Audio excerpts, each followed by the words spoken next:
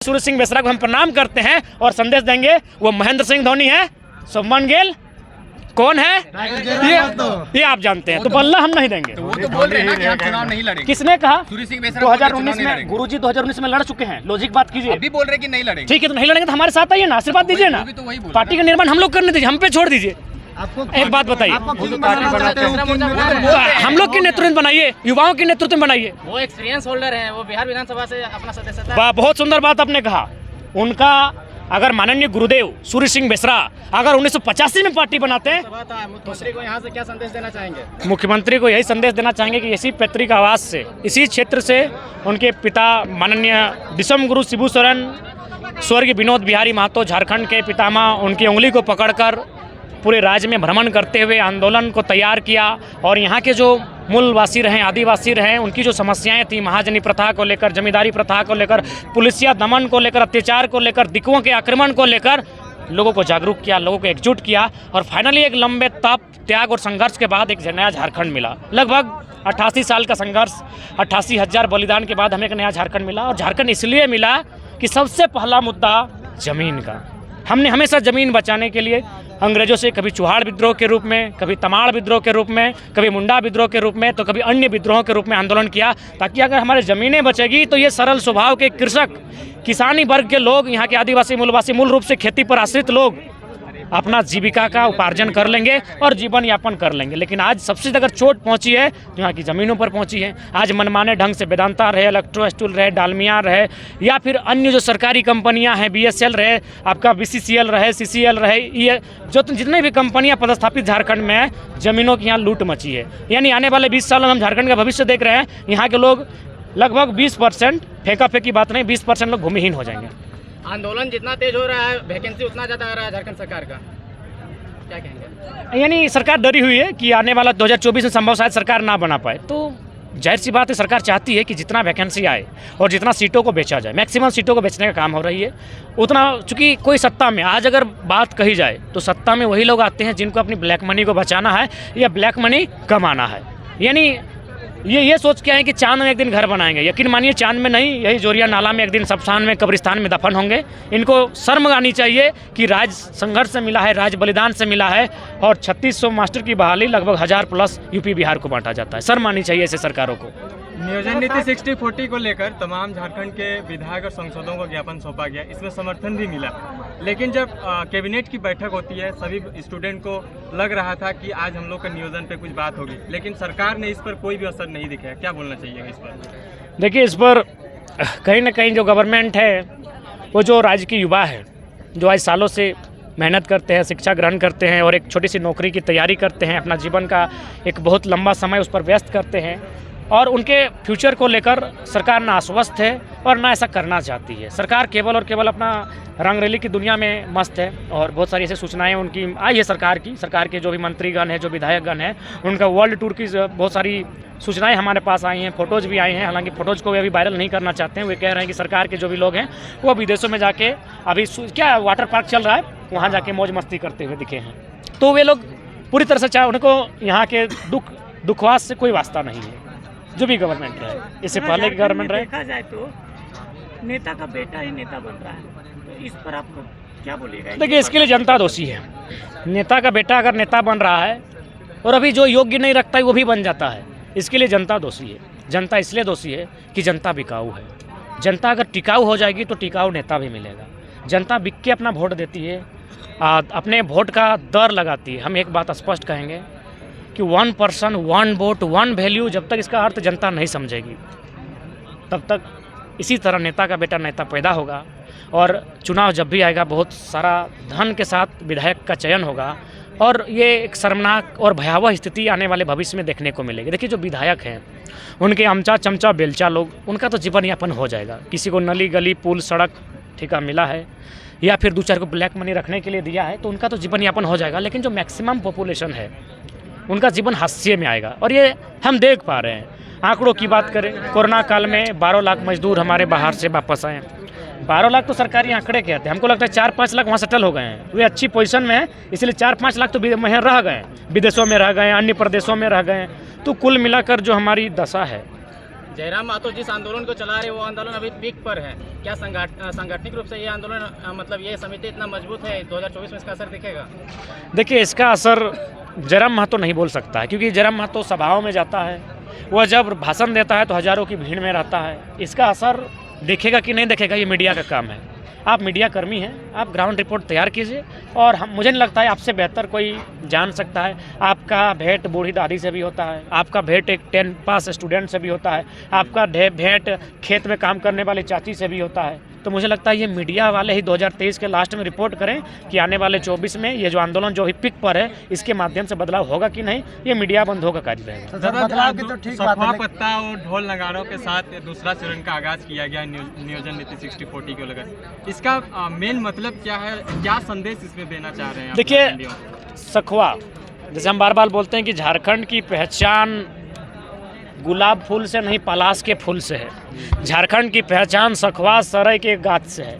तो सखुआ हमारा राज्य का राजकीय वृक्ष भी है, और सखुआ का जो टहनी है, जब हुल विद्रोह हुआ था सिद्धू मुर्मू, कान्हू मुर्मू के नेतृत्व में सन 1855 में, तो उस समय उन्होंने सांकेतिक विरोध करने के लिए साल जो सखुआ कहते हैं, सरई कहते हैं, उनकी टहनियों का प्रयोग किया था। उन पत्तों में कुछ संदेश भी लिखे थे और उसका प्रचार प्रसार भी किया था। यानी ये विद्रोह के लिए, ये जो हमारा सखुआ का संबंध एक प्रकार की विद्रोह से भी है। जब हम पे कोई अन्याय करता है तो हम सखुआ की पत्ती, सखुआ की टहनियों के माध्यम से उस आंदोलन को एक सांकेतिक माने दर्शाते हैं कि हम आपके विरोध में हैं, हमें आपका अन्याय और जो शोषण हो रहा है उसके खिलाफ हम बगावत करते हैं। तो इसीलिए जो सखुआ का टहनी और साल के पत्ता के साथ जो हम लोग 60-40 का विरोध कर रहे हैं, वह उसी 1855 का जो है उसी का एक संदेश के रूप में कर रहे हैं। आपने अभी एक बोला जनता बिकाऊ है, आपने अभी एक सवाल पूछने पर आपने बोला कि जनता बिकाऊ है। उसी जनता के बीच आप भी जाएंगे, और आप अगर बोल रहे हैं कि जनता बिकाऊ है, आपको पहले से भी पता है कि यहाँ पे दारू मुर्गा पे रात को वोट बढ़ जाते हैं, तो इसका कैसे टैकल करेंगे आप? देखिए, ये बहुत बड़ी चुनौती है, और मैंने आज से नहीं 1.5 साल में, सबसे पहला बात, हम लोग कभी झूठ बोल के ना जनता को यहाँ बुलाते हैं, ना झूठ हम लोग बोल के राज्य के जनता से बात करते हैं। हमने 1.5 साल में अगर हमारा 1500 बार इंटरव्यू लिया गया होगा, तो इस विषय में हमने कहा कि ये दिल्ली नहीं है कि रातों रात बदलाव हो जाएगा। ये झारखंड है, यहाँ विभिन्न विभिन्न विचारधाराएँ हैं, विभिन्न विभिन्न भाषाएँ हैं, विभिन्न विभिन्न जनजातियों के बीच का रहन सहन है। झारखंड में ये चुनौती है, उनके बीच जाएंगे, और हम लोग जा रहे हैं, हर सभाओं में इन बातों को रख रहे हैं। सर कि आप लोग जा रहे हैं देखिए, कन्फर्मेशन इसीलिए नहीं कह सकते हैं देव बाबू, क्योंकि अभी हम लोग नौसिखिए हैं। आंदोलन के लिए एक युवा आक्रामक होता है। भगत सिंह भी 23 साल की उम्र में आंदोलन किए थे। आंदोलन के हिसाब से युवा परफेक्ट होता है, लेकिन जब पॉलिटिक्स की बात आती है तो अच्छे अच्छे लोग किनारा कर लेते हैं। तो पॉलिटिक्स का जो रिफॉर्म होगा वो अभी फिलहाल एक प्रश्न चिन्ह है। लेकिन हाँ, ये नहीं कि हम लोग पॉलिटिक्स के लिए नहीं सोचेंगे, क्योंकि भारत एक लोकतांत्रिक देश है, और सड़क में चिल्लाने से बेहतर अगर हम लोग सदन में घुस के चिल्लाएंगे तो इसका असर कुछ ज़्यादा रहेगा।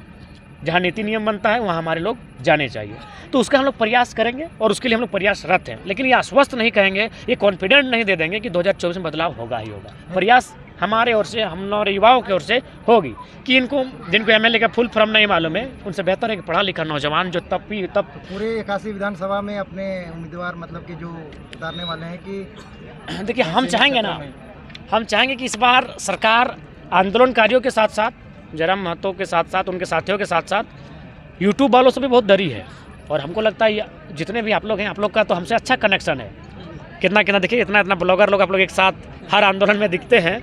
तो ऐसा कीजिए, इस बार पार्टी आप लोग बनाइए। हम चाहेंगे, क्योंकि आप लोग बहुत करीब से ये आंदोलन को देखें, और चूँकि आप लोग आंदोलन के बाद आप लोग तो बैठ के चर्चा भी करते हैं, हम लोग चर्चा भी नहीं कर पाते, हम लोग गाड़ी में फिर घर निकल जाते हैं। तो आप लोग बहुत करीब से आंदोलन को देखें हैं। तो हम चाहेंगे जितने भी सोशल मीडिया के माध्यम से पत्रकारिता करने वाले, सवाल पूछने वाले जो नौजवान हैं, चाहे उत्तम महतो रहे, सानू झारखंडी रहे, देव रहे, या फिर अन्य बंधुगण रहे, आप लोग मिलके एक संगठन, एक पार्टी तैयार कीजिए। और अगर आपको लगे कि हम में अगर योग्यता है तो किसी लोकसभा, किसी विधानसभा या फिर किसी मुखिया का चुनाव लड़ाइएगा, हम लोग लड़ेंगे। जयराम महतो अनाड़ी नहीं खिलाड़ी है, क्योंकि ये सभी विधानसभा में जाता है और वहाँ का विधायक लोग का मतलब चेहरा जो उदास कर देता है। ये सच्चाई है, और इसका मुख्य कारण है हमारी शिक्षा। 2024 सामने आ रहा है, और चूंकि अभी हम एक दिन तैयारी किए हैं, 2 विधायक और सांसद का RTI मार के रखे हैं। अब 2024 जैसे ही आएगा, मुद्दा तो बता चुके हैं, 60-40 का नुकसान बता चुके हैं, जमींदारी का नुकसान बता चुके हैं, भाषा का नुकसान बता चुके हैं, अब क्या करेंगे हम लोग जो मीडिया के सामने जब भी आएंगे तो 1 घंटा जब हम भाषण देंगे अब खड़ा के नहीं बैठ के देंगे, और एक हाथ में हम लोग का जो RTI रहेगा उसमें सांसद का कागजात के साथ RTI हम लोग तैयार कर चुके हैं। कागजात के साथ कि बीबी के नाम पे कितना जेवर है, सांसद की साली के नाम पे कितना जेवर है, सांसद विधायक के नाम पे कितना है, और उसका कई गो अकाउंट है, कहाँ कहाँ अकाउंट है, कहाँ कहाँ एग्रीकल्चर लैंड है, कहाँ कहाँ बिजनेस में पार्टनरशिप है, सारा चीज़ जनता के सामने रख देंगे। और सवाल जनता से पूछेंगे कि ऐसा पतल चटवा लोग 24 में चाहिए कि ऐसा चाहिए जो अपना घर द्वार त्याग करके तप त्याग की भावना से लवरेज आंदोलन कर रहा है। तो हम लोग का अगला जो पीढ़ी होगा, अगला जो स्टेप होगा, कदम होगा, वो होगा कि जनता के बीच जो जितने भी हमारे विधायक सांसद हैं लगभग 90% सब एकदम मतलबी हैं, सब के सब हरामखोर हैं। इनका RTI करके हम लोग रिपोर्ट जमा कर चुके हैं। हरियाणा में, गुड़गांव में, दिल्ली में, झारखंड से बाहर इनका ज़मीन है। ये लोग हमारे दर्द को समझेंगे तो हम लोग तैयारी कर रहे हैं। एक और लास्ट अमित महतो जिला दौड़ रहे हैं, सूर्य सिंह बेसरा आप लोग को इकट्ठा कर रहे हैं। एक सेकंड सूर्य सिंह बेसरा एक अलग ही दौड़ रहे हैं, अमित महतो एक अलग दौड़ रहे हैं, आप जनसभा कर रहे हैं, तो क्या मान ले कि तीनों कभी एक मिले नहीं है, पर क्या माना जाए, लोगों में भ्रम है कि तीनों एक साथ आ सकते हैं? देखिए, सबसे पहले बात तमाम चैनल के माध्यम से अमित दत्ता तो खैर उनका भी बात नहीं करेंगे, हम गुरु सूर्य सिंह बेसरा जी का बात करते हैं। मेरा मोबाइल देखिए, आज भी हम बड़ा सम्मानपूर्वक उनका नाम लिखे हैं, सर सूर्य सिंह बेसरा। यकीन मानिए दिल से उनका सम्मान करते हैं। लेकिन एक उदाहरण यदि मान के चलिए महेंद्र सिंह धोनी तो क्रिकेट संन्यास ले चुका है, IPL घोटाई इंटरनेशनल ले चुका है।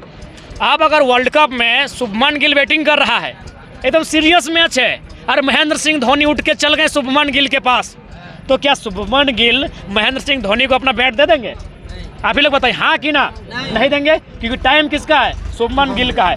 धोनी उसके कंधे पर हाथ रखेंगे और सलाह देंगे कि गिल पीछे आके एक स्टेप लेके इसको पुश करके मारो। तो ठीक उसी प्रकार आपके चैनल के माध्यम से गुरुजी सूर्य सिंह बेसरा को हम प्रणाम करते हैं और संदेश देंगे, वो महेंद्र सिंह धोनी है, शुभमन गिल कौन है ये आप जानते हैं, तो बल्ला हम नहीं देंगे। तो वो तो बोल रहे हैं ना कि हम चुनाव नहीं लड़ेंगे। किसने कहा? सूर्य सिंह बेसरा 2019 में गुरुजी 2019 में लड़ चुके हैं, लॉजिक बात कीजिए। अभी बोल रहे हैं कि नहीं लड़ेंगे। ठीक है, तो नहीं लड़ेंगे तो हमारे साथ आइए ना, आशीर्वाद दीजिए ना, पार्टी का निर्माण हम लोग करने दीजिए, हम पे छोड़ दीजिए।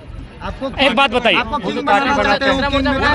हम लोग के नेतृत्व में बनाइए, युवाओं के नेतृत्व में बनाइए। वो एक्सपीरियंस होल्डर हैं, वो बिहार विधानसभा से अपना सदस्यता। बहुत सुंदर बात आपने कहा। उनका अगर माननीय गुरुदेव सूर्य सिंह बेसरा अगर 1985 में पार्टी बनाते हैं तो सहमत, क्योंकि 85 उनका था, 2023 हमारा है, 2023 हमारा है, युवाओं का है। उनका सम्मान करते हैं, कलेजा में चीर के देखिए उनका तस्वीर मिलेगा, बिल्कुल आदरपूर्वक सम्मान करते हैं। लेकिन लॉजिकली बात कीजिए, गुरुजी हैं 1985 के, हम हैं 2023 के, समय है 38 साल का फर्क है। संभव है वे आशीर्वाद दे सकते हैं, वे कोच बन सकते हैं, कैप्टेंसी तो हम लोग को दीजिएगा कि नहीं? तो उनको तो हमने हमेशा बोला है कि आप सलाह दीजिए, आप हम लोग को शिक्षा दीजिए, आप हम लोग को पढ़ाइए, बाकी जो भी निर्णय होगा। आप एक बात बताइए, नरेंद्र मोदी का 10 गो एडवाइजरी कमेटी में है, कोई जानता है नाम? एडवाइजरी का मतलब होता है हिडन साइलेंट काम करना। गुरुजी तो बराबर मीडिया में आके बोल रहे हैं, आप साइलेंटली, कोई आपको दिखे नहीं। किंग मेकर होता है पर्दे में होता है, किंग दिखता है कि this is the king, king दिखता है, किंग मेकर पर्दों में होते हैं। तो गुरुजी का सदैव सम्मान किए हैं, लेकिन लॉजिकली बात करना चाहेंगे। ये समय आखिर एक बात बताइए, गुरुजी को अगर पार्टी ही बनाना था तो 2019 में बनाते, 19 में चुनाव था ना, 19 में बना के लड़ते। आज अगर बीच समय अगर वे पार्टी बना रहे थे, क्यों? हम लोगों को देखकर हम लोग को लॉजिकली बात कीजिए, उनका सम्मान करते हैं, लेकिन लॉजिकली बात कीजिए, हम उनका सम्मान करते हैं। वो जब भी मिलते हैं हम एकदम सर झुका के पाँव छू के प्रणाम करते हैं, आज भी करेंगे। लेकिन लॉजिकली बात कीजिए, आज 2022-23 में पार्टी बनाने की जरूरत क्यों पड़ी? आंदोलन को देखकर। आंदोलन कहाँ खड़ा हुआ है? धनबाद बोकारो में खड़ा किन्होंने किया है? वे कहाँ है भाई? साफ शब्दों में पहल आपकी तरफ से भी होनी चाहिए। आप अगर गुरुजी मानते हैं तो पहले आप बिल्कुल, हम लोग की भलाई तो होगी ना। हजारों उनसे तो हजारों बार हम लोग लगभग हम दर्जनों सभा में उनसे मिल चुके हैं। हर बार बोल रहे हैं कि आप हम लोग को, उनसे कई बार हम किताब लेकर अपना घर आए हैं। चलिए, हमारे घर में उनका दिया हुआ किताब है, राइटर फाइटर का उनका किताब है, जो उनके बारे में उनका जीवनी लिखा है, उनकी किताबों को पढ़ते हैं, ऐसा नहीं। लेकिन हाँ, अगर स्पष्ट करना चाहेंगे तो ये 2023 है, 2023 में वर्ल्ड कप भी है। इस वर्ल्ड कप के हीरो शुभमन गिल रहेंगे। महेंद्र सिंह धोनी 2011 के थे, कपिल देव 83 के थे, समझ गए? एक और लास्ट है, हजारीबाग एसपी का एक बयान है कि जितने भी अनरेगुलेटेड मीडिया चैनल हैं जो यूट्यूब और फेसबुक पे चलते हैं, अगर वो रेगुलेट नहीं होते हैं तो उनके ऊपर रंगदारी का केस डालकर, ये हजारीबाग एसपी का बयान है कि उनके ऊपर रंगदारी का केस कर दिया जाएगा और उनके ऊपर एफआईआर करके उन्हें उठा लिया जाएगा। देखिए, हम लोग मीडिया बंदों के साथ हैं, आप उनसे पूछिए कि हम लोग कौन सा गलत सवाल पूछे हैं या फिर किस प्रकार गवर्नमेंट के खिलाफ पूछे। ये उनका बोलने का मतलब है राज्य सरकार का निर्देश है और केंद्र सरकार का निर्देश है, ये सब पर लागू होता है। लेकिन फर्स्ट अभी जो भी शुरू किया है उन्होंने वो हजारीबाग एसपी प्रेस वार्ता में की है। तो इसके बारे में आप क्या बोलेंगे? इसके बारे में हम तो स्पष्ट कहेंगे कि हम लोग जो भी मीडिया के साथी हैं उनके हम लोग साथ हैं। उन्होंने इस आंदोलन में हम लोग का बहुत भूमिका निभाया। अगर उस आंदोलन में हम लोग को आना पड़े, कूदना पड़े, हम लोग कूदेंगे। और उसके बाद आप लोग से भी अगर है और कुछ ऐसा तो उस प्रक्रिया में चले जाएँ आप लोग, कोई दिक्कत नहीं। आप लोग भी स्ट्रॉन्ग रहेंगे, क्यों किसी का सुनना, क्योंकि मीडिया किसी की सुनती नहीं है। मीडिया तो बोलती है, मीडिया पूछती है, वो पहले पूछती है तब सुनती है। तो आप लोग भी अपनी तैयारी के साथ, मजबूती के साथ रहेंगे। आप भी अपने, और जाहिर सी बात है आप लोग भी अपना एक टीम बनाएं जो आप लोग कम से कम सप्ताह में एक दिन बैठ सके, परिचर्चा कर सके, कि निश्चय ही खतरा आप पे भी आएगा। क्योंकि सब लोग को रेगुलेट होना इतना आसान काम नहीं है। अगर सबको प्राइवेट लिमिटेड अगर बनाना पड़ेगा तो नहीं बना पाएंगे। जितने भी यूट्यूब चैनल मीडिया वाले हैं वो प्राइवेट लिमिटेड बना के सीए का खर्चा नहीं उठा पाएंगे। अगर उन्होंने बोला है कि IPRD में रजिस्टर करना है तो वहाँ पे रजिस्टर करना भी मुश्किल है। तो ऐसी परिस्थिति में जो यथावत चल रहा था उसे चलने देना चाहिए। क्योंकि मान के चलिए, हम तो कोई ऑथराइज चैनल नहीं है और ना हम कोई किसी से डिबेट करवा रहे हैं, ना कभी हम माने किसी प्रकार का भ्रम फैला रहे हैं। हम तो बस जो जेन्युइन 60-40 चल रहा है, तो एक ब्लॉगर भी बना सकता है अपना, जिसका जो लाइव पेज है अपना फेसबुक में भी लाइव में आके बोल सकता है। तब किसको बैन कीजिएगा? फेसबुक बैन कीजिएगा, इंस्टा बैन कीजिएगा, यूट्यूब बैन कीजिएगा। हम कोई स्टूडियो खोल के बैठे हैं क्या? ऐसा लग रहा है कि अब आंदोलन को दबाने का प्रयास किया जा रहा है। आंदोलन को भी दबाने का प्रयास है और लोकतंत्र का जो अनुच्छेद 19 है उसका उल्लंघन है। अरे वो प्रेस की आज़ादी है, उसे आज़ाद रहने दीजिए, बोलने दीजिए। वो तो कोई गलत नहीं बोल रहा है, ना कोई भ्रम फैला रहा है। तो जाहिर सी बात है, ये कहीं ना कहीं इस तरह का निर्णय ये एक तानाशाही का परिचय होगा।